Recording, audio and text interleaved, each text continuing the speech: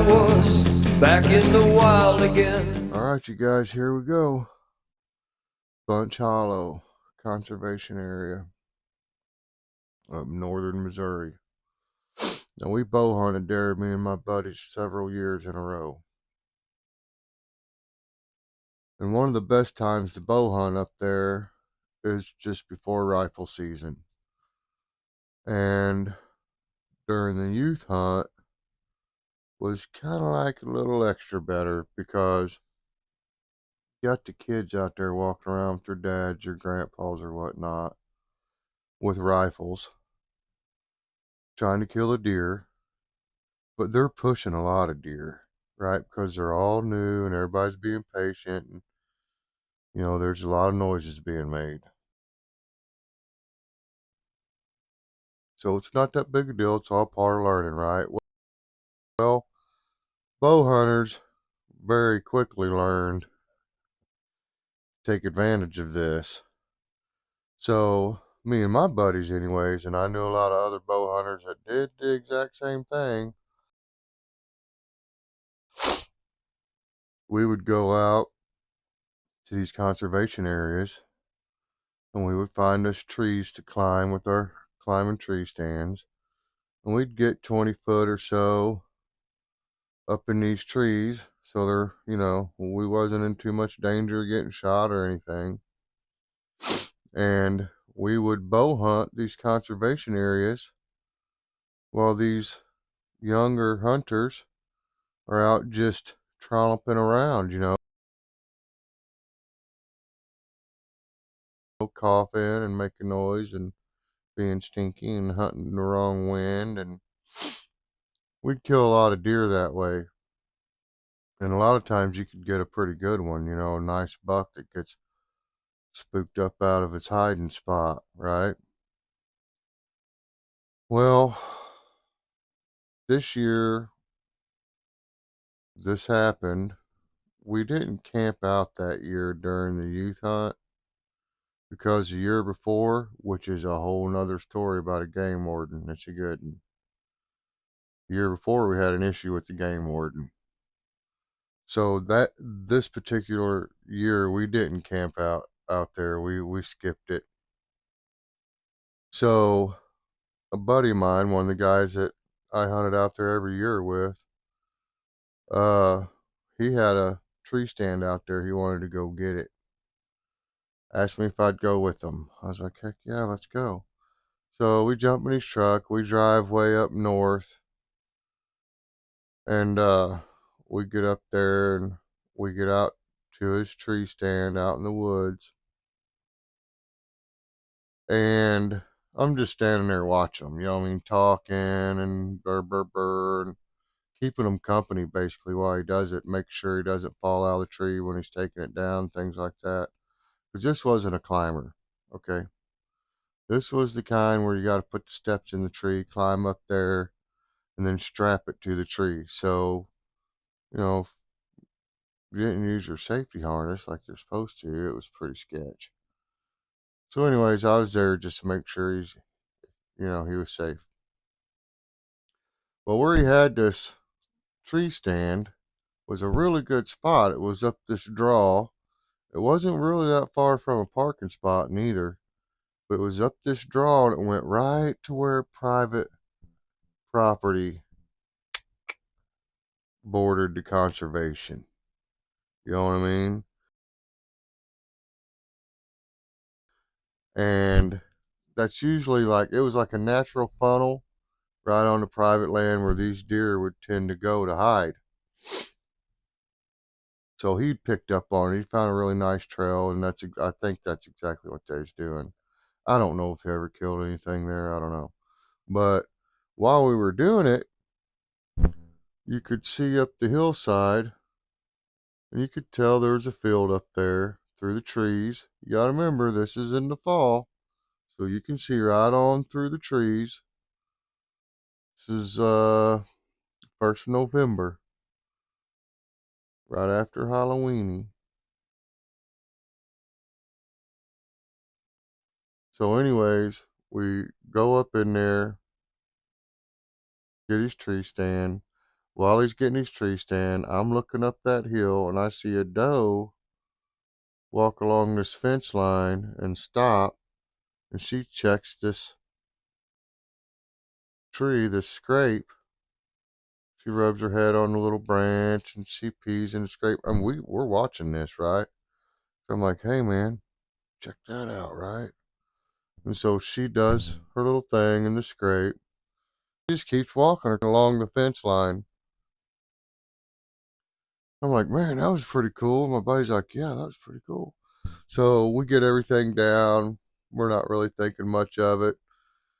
And I was like ready to go back to the truck. You know what I mean? Once he got everything back down the ground, I was ready to roll. Well, he's like, hey, man, let's go check out that scrape. I said, man, I think that's on the other side of the fence, ain't it? He's like, maybe, but we can probably see it from the fence. I was like, all right. Which technically it really didn't take much to twist my arm to go look at that scrape, see what was up. And so we start heading up there. We didn't get maybe 4 or 5 steps. And he's like, hold on. Stops me. I'm looking. Here comes another deer. Well, this is a buck. And he's got pretty good sized horns on him. He's a big one. I mean, he was a thooster. And we didn't have no bows or nothing, right? Because we was just going to go get a tree stand and leave. Well, this deer's on private land too. So I'm like, probably shouldn't go after this one anyways. My buddy, he sees it and gets pretty jacked up right away. He's like, something's wrong with it. I wonder that was weird. That deer was acting weird, right? Well, I didn't pick up on none of this. He was totally right. I didn't pick up on none of it. I didn't feel like dealing with no bull crap. All we supposed to do is go get a tree stand and go home, right? Well, it's like a couple-hour drive, man. So one way. So I'm like just trying to get around this whole deer thing. And I'm still trying to head towards Chuck. He's trying to head up the hill. I'm like trying to kind of follow him, but trying to talk him back. Anyways, it didn't work. It didn't work at all. He just started going up the hill. So I was like, guess I'll follow him. So he goes on up this draw up to this field right at the edge of the fence. And sure enough, there's a nice big old scrape right there. Big one. And it was wet where you could see that doe peed in it and everything. It's crazy. I've never seen one that fresh before. And well, I actually watched her do it, you know what I mean? But yeah, first time. That was my first. First time seeing a deer pee in the woods. Just saying. But anyways, there's blood in this scrape. And my buddy's like, there's blood in that. That buck was shot. I knew it was acting weird. I knew that buck was acting funny. It's been hit. Somebody shot it. You know what I mean? It's hurt. And I'm like, yep. And I'll bet you somebody's tracking it too. You know what I mean? I'm like, I'm trying to get him off this deer. He's locked on, man. He's like a hound dog when it comes to blood trails and stuff like that. You know what I mean? This guy'd get locked on. You couldn't get him off. He found a couple for me that I couldn't find, and no, he was good at it. And he got excited. He liked doing it. So, anyways, he was hooked on this. He was locked on. I knew he was. And so we're standing there talking about it. I'm trying to, talk him back to the truck. He's trying to talk me into going with him and track this deer, that we need to do this. And I'm like, no, somebody else is probably tracking it. They just haven't caught up. We cut it off. You know what I mean, dude? Come on. He didn't want to hear it. Which honestly, I mean, he kind of talked me into it anyways, to tell you the truth, I guess. So I'm game. I'm like, okay, let's track it. And we start tracking this deer. Of course, he's in front because, like I said, he's like a hound dog. He was on the blood first. I'm just kind of following him so that if he loses it, he can look back at me and be like, where's it at? And then I'll point down at, and I just kind of was keeping track of where he was going. and following the blood along with them, but he was leading. Well, we're on private property now. We have went uh, through a little piece of private property, crossed the fence, and was back on conservation again through this little field. As soon as we got on conservation,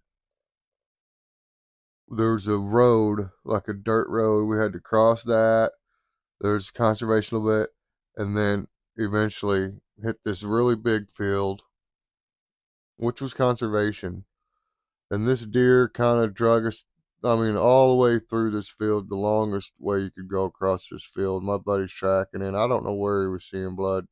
Most time, honestly, y'all, I didn't see blood drops that he seen, but he kept us on it. And I'd say we're probably we're a good hour into it, tracking this deer, at least an hour. And I hear some guys hollering behind us. And I turn around, and sure enough, it's old boy that shot it with his bow and arrow, and his uncle or dad or some, I don't know, some older dude. And the guy that shot it was young, and I recognized him too, and I couldn't place him at first, but I'll tell that part later. So I'm like, yeah, what's going on? We're tracking a deer. Did you shoot it? Because he's got a bow, so, you know. He's like, yeah, I shot it. I don't think it was a very good shot. We was tracking it. Then we noticed that, you know, somebody else was tracking it, so we just was kind of following your guys' footprints and just so we get here quicker. And I'm like, yeah, we're on it. My buddy's on it. I'm just keeping track, you know. And they're like, yeah, right on. So sometimes there's guys out there hunting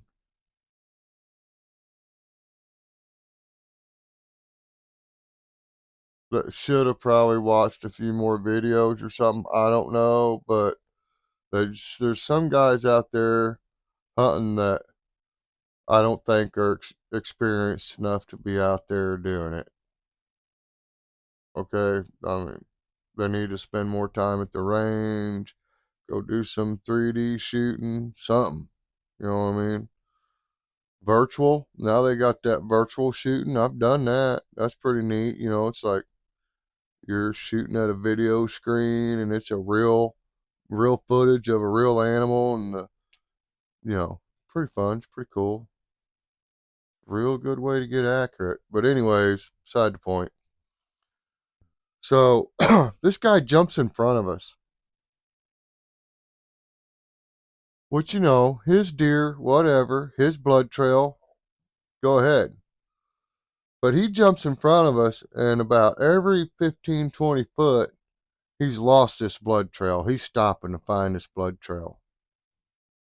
So my buddy keeps going around this guy and getting back on the trail. And as soon as my buddy gets back on the trail, this dude jumps out in front of him again, right? We're just trying to help. So we come to another fence. Now we're on private property again.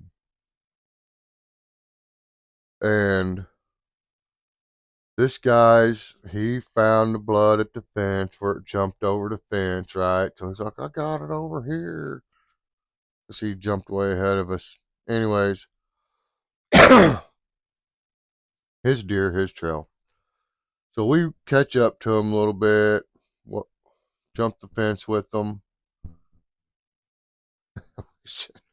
We shouldn't have jumped the fence, but I'm glad we did because of what happened. So, so I can't really tell I can't tell you guys who this guy really was, like, right? But anyways, I didn't like what he did. So remember, it's youth deer season with rifles. Okay, archery season's still open. You have to wear hunter orange if you're gonna bow hunt, and you still have to have a rifle tag. but you can actually bow hunt and fill an archery tag during this rifle season. Okay. So that's what this guy was doing who shot this deer. We're on private land. We've tracked this thing hour and a half or something, maybe a little bit longer. It probably wasn't more than a mile and a half or so. But when you're tracking, it takes a lot long. It takes a long time to go a mile sometimes. So, anyways, we get over the fence. We're on this other guy's property. It's wooded, and we're on the trail. It goes to this little creek.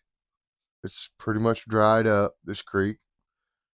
We can see where the deer went down in there. We can see where he climbed out of the creek. We're following right on his trail. As soon as we climb up out of the creek, there's a tree right there with another scrape. And sure enough, there's blood in that scrape. And it's wet. So the doe had peed in it. Okay. The buck checked it just like the scrape where it all started. Here's another one. Ironically, there's like this little four-wheeler trail right there. You know what I mean? And then there's like a brush pile. So no one's really paying attention when we climb up out of this bank because we all got our buck goggles on, right? So we're just looking for a deer. We're not really looking for nothing else. Well, then we start noticing this road, this trail, four-wheeler trail, these brush piles, and how the woods are all kind of really nice and cleaned up, you know. And then boom, we all spot this hunting blind up in the air, you know, that someone had built homemade hunting blind that was on stilts. So we were all like, "Oh man, hope nobody's in there, you know. Hope we ain't running a hunt." Well, sure enough, door comes open. Here comes this man and his boy. Now this little boy, I'm gonna guess he's about 8 years old, 7 or 8 years old. He was a pretty little guy. He was all decked out in camo. He had I don't know if it was a 223 or a 243. I want to say it was a 243. I think it was a 243. But he had his little rifle, and him and his dad was deer hunting, you know. So we're all standing there like morons. We don't know what to do. We know this is probably going to turn out bad. This guy's going to be bent, you know. We just runt his whole day. Well, they come walking down there, and he walks up with a smile. He's being cool. So he's like, "What's going on, guys?" I think he sees so many guys. He knows we're probably tracking something. But where he was positioned, you would think he would have seen it, right? Like if that buck was standing at that scrape, that guy in that hunting blind should have seen it. He definitely could have seen it where it was at. And so, old boy that shoots the deer starts explaining the story, right? The whole time we're all just standing there listening and to this guy tell how he shot this deer and got a bad shot on it. And even explains how he should have waited and could have waited, and but was excited, and anyways, I wanted to punch him out, man, just for real. Okay, you guys, I was like, man, if I didn't live so far away, and take me 2 days to get home if I punch you out, dude. But anyways, this guy, so he's talking about this bad shot. Well, the whole time he's telling his hunting story, this little boy, we're all listening to this guy's hunting story. But this little boy's, I can hear him going, "Dad, Dad, Dad." You know how they are. You guys, everybody's got kids, especially you take them hunting. I got a hair tickling my nose. I think it's from my mustache. All right. So the little guys, they'll torment you sometimes, right? Especially when you're talking to your buddies, right? He's going, Dad, Dad, Dad. And he's pulling on his dad's coach tail, you know. He's like, Dad, Dad. And his dad keeps going, quit, quit. Because he's trying to hear this story, right? So he's like, quit, hush, quit, hush. And so I'm like, what's this little guy trying to say? Because I thought maybe he had to go to potty or something, you know. And I was going to stop the story because I didn't like this guy anyways. So when this little kid started, you know, trying to, Dad, Dad, I just started listening to him and trying to figure out what his problem was. Well, when he was doing this, he's going, Dad. And then he's looking like this, right? Straight through all of us. He's looking straight through all of us at this brush pile. Okay, so picture this tree, deer scrape, right? They're close within, deer scrape's going to be probably within 3 or 4 foot of this tree was this deer scrape. Couple more feet, maybe 3 feet, was the dirt trail. Literally right on the other side of the dirt trail, maybe 4 or 5 foot off the trail, was a brush pile where this guy had cleaned all this up. That brush pile. We're standing on the road. A group of men, let me see, it was me, my buddy, old boy, and whoever was with him, and then another person in his party. So there was 6 of us counting the guy with the boy. Count the boy, 7 people. Okay. 5 in our group, boom, boom. 6.5. Okay. Because it's just a little guy.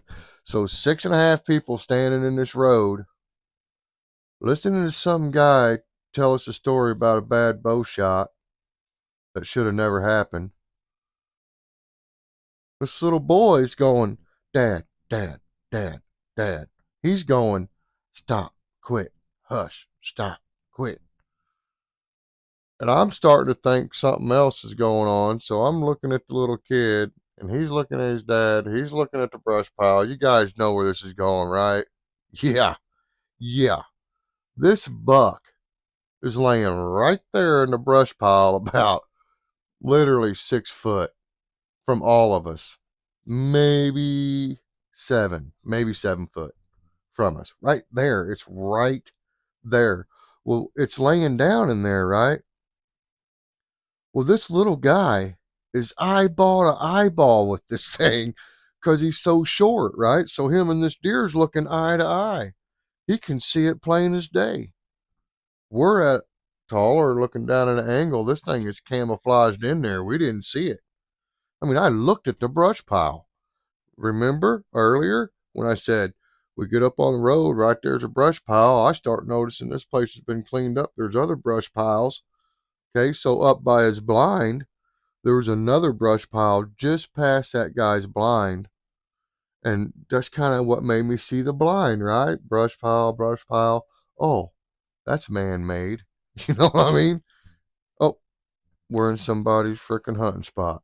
So this little boy's looking over at this deer and he's saying, Dad, Dad, Dad. Well, I'd never seen the deer. I didn't see the deer. I just knew that he really needed to tell his dad something. So, you know, I jumped ahead of the story, but I want to tell this part because I got to interrupt that guy, right? I was like, hey, bub, hold on a second. I said, excuse me, sir. I said, I'm not trying to be disrespectful or rude. I said, but your son is really trying to get your attention, and I'd like to know what's up.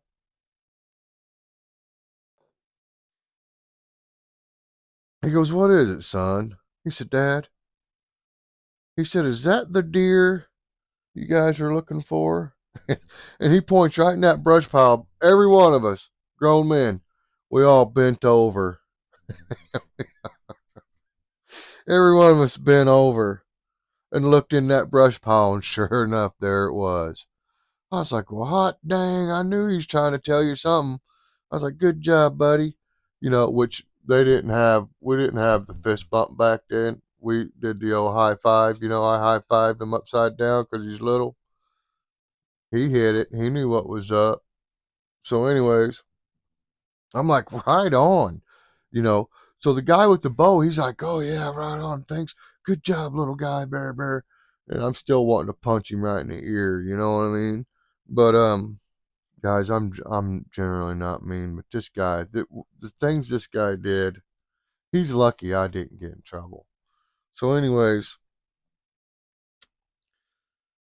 I was like, hey, bub, you know what you ought to do? You ought to let this little guy finish that deer for you. We runt his hunt, but at least he'll get to shoot his new gun and kill something. You know what I mean? He'll still get to shoot a deer with his gun. You're going to take it and tag it, but he can dispatch it. It's all legal. That's legal. He's tagged to shoot one. You know what I mean? He can do it legally. Oh, no. I want to shoot it with my bow. I don't want somebody putting a bullet hole in it.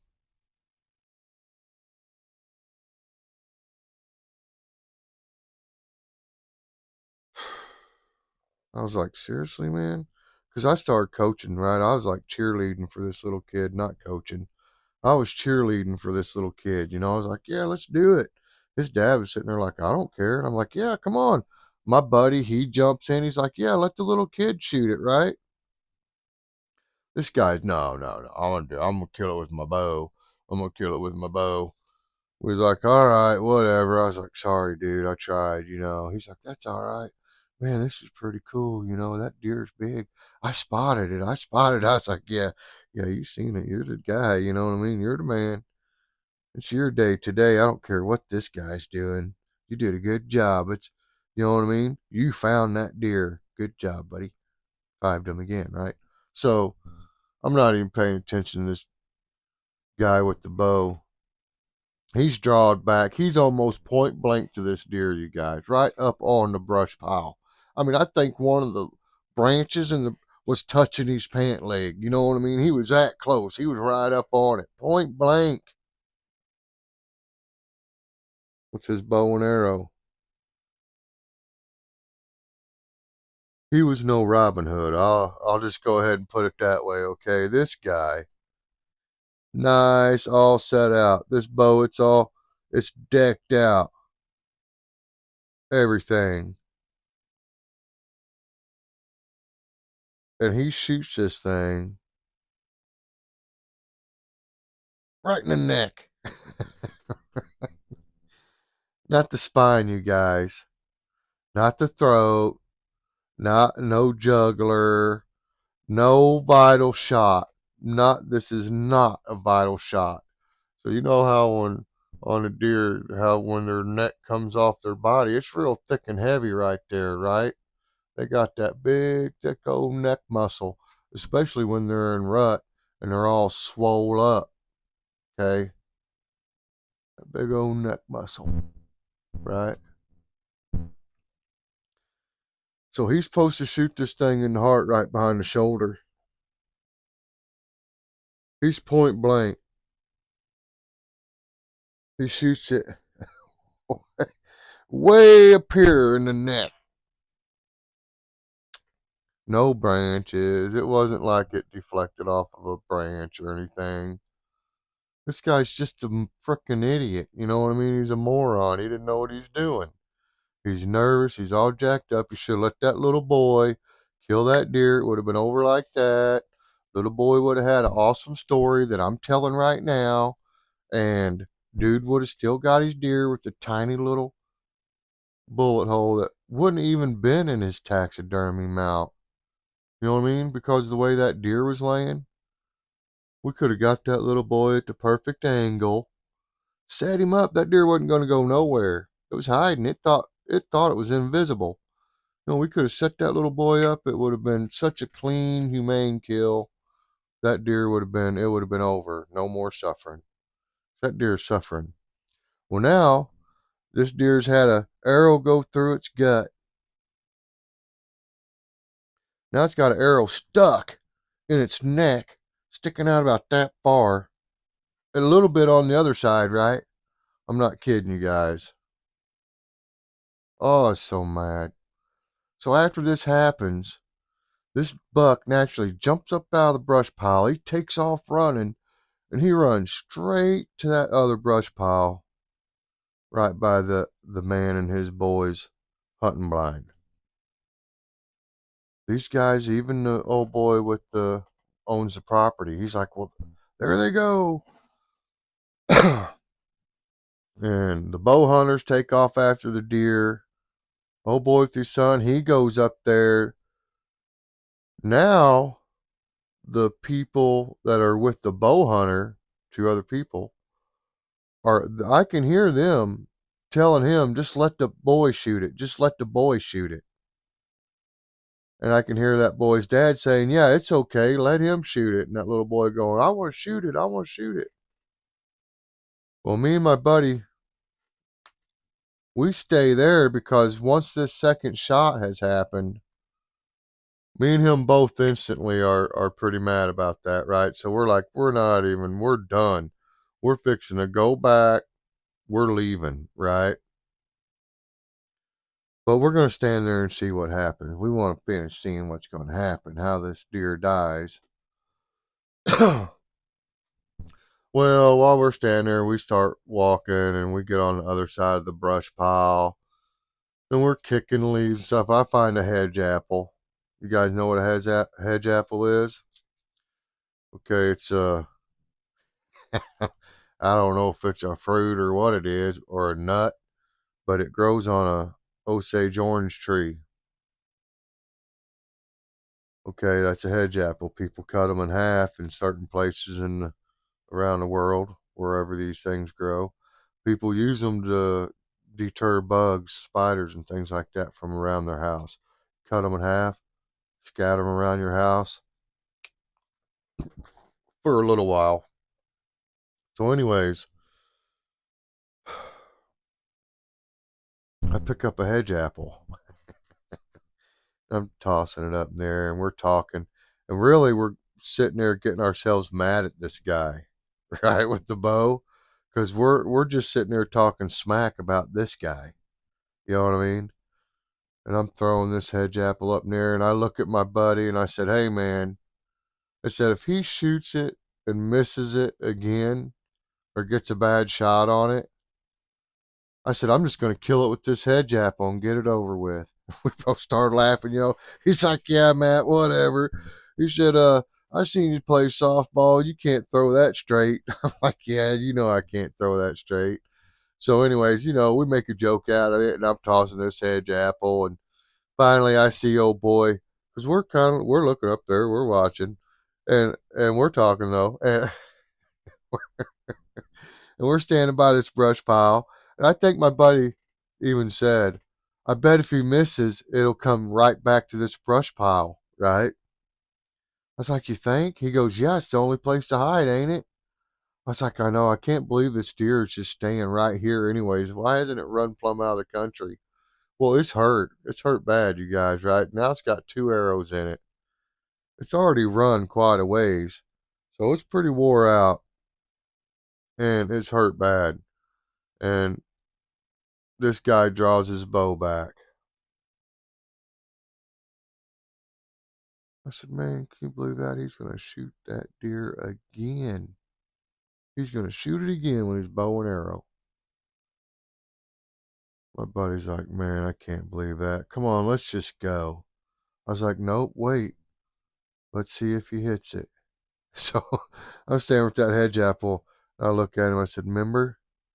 I said, if he misses and that deer comes this way, I said, I'm going to hit it with this hedge apple. Kill it. I'm like, yeah, I'm gonna take it out with this hedge apple. I'll finish it with the hedge apple. He's like, whatever, man, whatever. You're too funny, right? I was joking. I wasn't serious. Had no intentions on taking out a deer with a hedge apple. And so anyways, he shoots at this deer. He shoots this deer. Same deal, guys, right? Like point blank in the brush pile. Everything's perfect. Actually, if he'd have had like a knife, he probably could have just went in and finished it like that. You know what I mean? For real. He shoots again, and he shoots this thing right in the rump. Total opposite end. Total opposite end of where he's even supposed to be shooting. That's where he hit. I think this guy had buck fever so bad by this point that he literally switched eyes. Yeah, I mean, seriously, I'm not being sarcastic.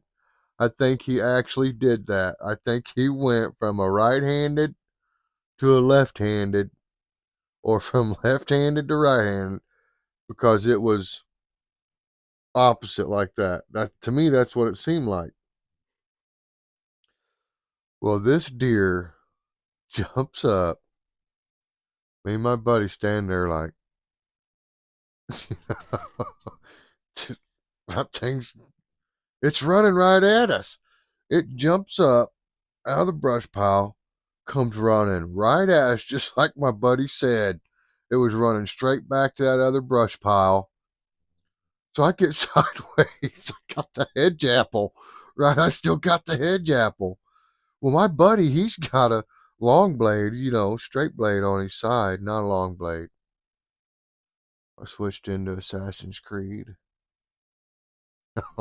He's got a, dang it. He's got a freaking hunting knife on his side and, straight blade. Anyways, he's got a hunting knife on his side. He grabs a hold of it. He's like, because this thing's charging right at us. It's got horns. This is a buck, and he's a big one. He's big. And so he's got his knife. I got the hedge apple. I get sideways on it. I'm trying to be a smaller target. This deer's running at us, and I don't know, probably about 5 or 6 foot. It just turns sideways. So it turns completely broadside from us. And as soon as it did, you guys, I threw that hedge apple. I threw that hedge apple. I threw it as hard as I could. I said, "Go down, you son of a gun." I was cussing. I said, "Get down." I throwed that hedge apple. It hit that deer, you guys, right in the rear end, right in the rump. And it knocked that deer down. He fell down. I couldn't believe it. Piled up right in front of me and my buddy. But listen, this guy was weak, in extreme shock. He was basically dead, but he just was fighting, right? This guy had a lot of heart, this buck. So my buddy looks at me and goes, "Are you kidding me?" I was like, "I can't believe it." So we take off running. We get up on this deer. I grab it, this deer's front legs. I know my buddy's got his knife, so I get over this deer's front legs. He grabs it by the horn. My buddy starts to cut this deer's throat. Old boy with the bow, "Don't cut its throat. Don't cut its throat. I'm going to get it mounted. I'm going to get it mounted. Don't cut its throat." It's already got an arrow sticking in its neck. You know what I mean? What kind of mount you going to get? European mount? Well, that you only need the head and the horns for that, right? My buddy was cutting its throat way down here. Way down here.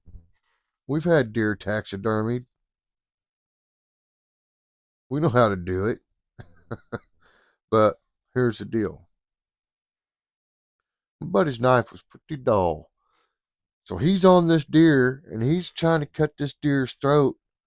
And I'm holding its legs and this guy's running. "Don't cut its throat," yelling at us. "Don't cut it." I look at my buddy. I was like, "Hey, man." He's saying don't cut its throat. My buddy's like, "I don't care. I'm cutting this deer's throat. I'm killing it. We're killing this deer. He ain't shooting it no more. I'm not letting that guy shoot this deer no more." I was like, all right. So I just held on to it and kind of leaned over and was trying to block him, trying to block him. He was sawing on this thing, man. This knife was so dull.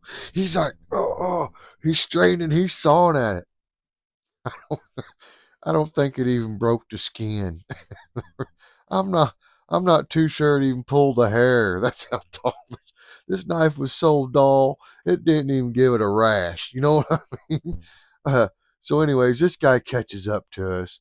This deer's still alive, but me and my buddy's holding it down. It's too weak to get up. It can't lift us up. It's trying, right? It's trying to lift us up, but we're like, we're putting our weight on it. We're holding him down. We ain't letting him get up. And so now the whole crowd's caught up to us. They're there. Old boy's trying to knock another arrow, and everybody's like, nope, you're not shooting it again. Let that boy. So turns out the one guy was like, I think his dad, and the other guy was his brother. Okay. Well, his brother finally was like, no, I'm not going to let you shoot it again with another arrow, man. This is crazy. I can't believe you've shot it 3 times. This is like beyond right. This is bad. And he's like, let that guy cut its throat. Well, that guy couldn't cut its throat because his knife was too dull. So everyone's, they're all like having this argument about how to kill this deer, right? My buddy's got it by the horns. I'm already laying on its legs and upper arm, chest area. I'm right there. So I just reach up and I just grab this deer around his nose and mouth. I start suffocating him.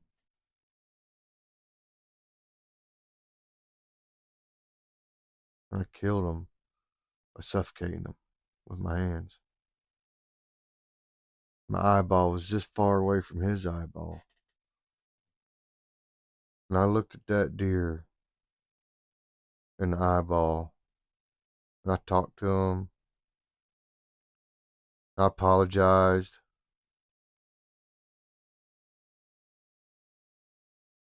That was bad time. That was bad. And I was mad. I got extremely mad. So I get off this deer and my buddy, he knows it right away. I'm talking to this deer. He can hear me. He hears what I'm saying. And I'm telling him I told, I told this deer I was gonna get that guy. So I get done, this deer's eye glazes over, all foggy, and it stops breathing. I can feel it all. I'm right on top of it. My chest is right against his chest. This is a really personal deal. And so when I come off that deer, man, I was furious. My buddy, he grabs a hold of me right away, grabs my arms, and he's like got me like this. He's like, "Don't do it, bub. Don't do it. Game warden's here. We're gonna go to jail. You're gonna go to jail." So I just start like cussing this guy. I mean, I'm yelling at him, "Man, you're no good. I can't believe you did that. That boy, now that boy seen this, and he's gonna have, this is his story. His story could have been a lot better. And now this is what he's seen. You know what I mean? He's seen this deer get tortured by grown men who knew better." I was mad. I was fired up. So this guy, he immediately starts apologizing. Right? The landowner, he's like, "Calm down, bub. It's all right. It'll be okay, man. We're all mad, but don't get do something to get you put in jail. Don't get put in jail. Don't go to jail. It ain't worth it. It ain't worth it." So these guys calm me down. My buddy, he goes over there. He picks up some grass and puts some grass in this deer's mouth. Look it up. So after that, the game warden, he comes up to me. He asked me and my buddy, he asked us our side of the story, and then we explained how we suggested letting the little boy dispatch this deer so that, it would be more humane, and then explain how he'd shot it 3 times with an arrow, and then how we jumped on it. He tried to cut its throat. His knife was dull. I had to suffocate it. We suffocated it. That game warden was like, man, that's brutal. I was like, yeah, man, that is. And so, if that's all you need from me, I got to go. Because otherwise, I'm probably going to go to jail. He's like, yeah, I don't blame you, man. He said, I'm going to take care of this. I was like, what do you mean you don't give him a ticket? I don't know if that guy got a ticket, but I know the game warden was mad after he got done talking to me and my buddy. Okay, so once I got mad, and my buddy kind of calmed me down, and the other guy's brother come over there, and he's like, come on, man, don't, you know, you'll smash my little brother, and we don't want no trouble, and don't worry, I'll take care of it when we get out of here. And so the big brother kind of reassured me he was going to dump a knot on that guy's head for what he had done. And, nobody's really going to say nothing about that. So that helped me calm down. My buddy calmed me down. And then my buddy's like, let's go over here and sit down, So we kind of go like 40, 50 yards away from the whole crime scene. We go sit down. I get my pipe out. I load it up. I have a smoke. Yeah, I had to smoke a little bit of reefer. It's just the way I am. So I didn't care about the game warden. I didn't care if the sheriff was going to show up. I didn't care. When I was that mad, I was that hot. I sat down. I got far enough away. I got downwind. I got downwind from everybody so that my smoke would not travel across the crime scene. But I went down there, sat down, I just started smoking.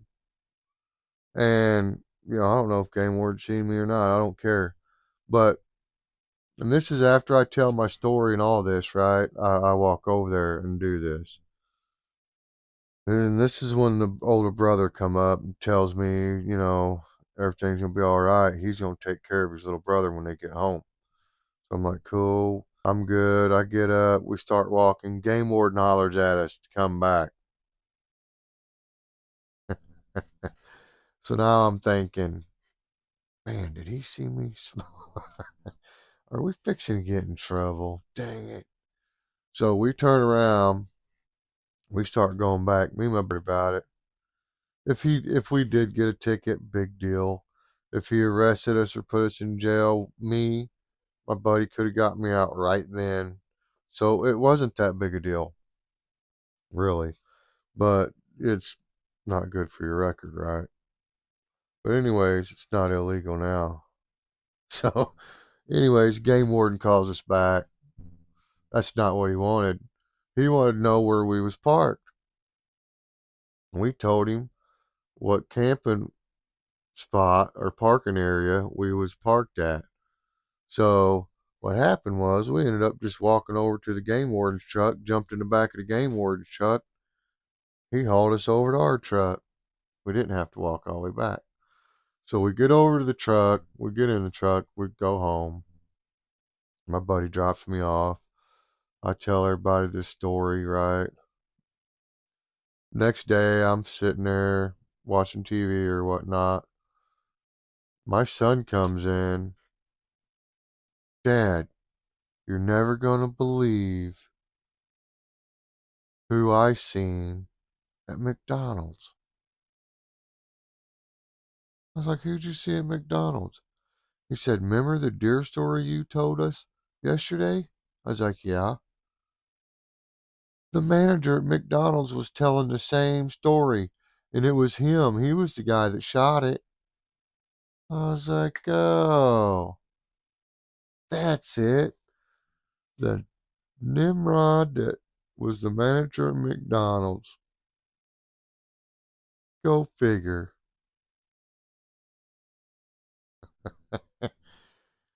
That's a true story.